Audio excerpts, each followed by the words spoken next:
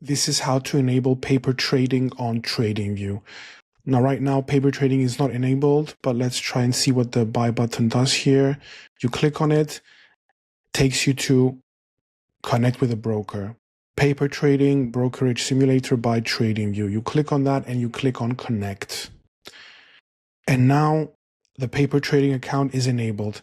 Account balance $100,000 with equity 100K because we have no positions yet. Now let's minimize this so it gets out of the way and we try to buy NVIDIA again. And we see the trading panel is open. Shares 1,000. No, it's too much. We can't afford it. 10 shares at $210 is approximately $21,000. Now we can theoretically and virtually afford that. 10 shares, you buy. Market order executed on NASDAQ NVIDIA. We bought 10 shares at $210.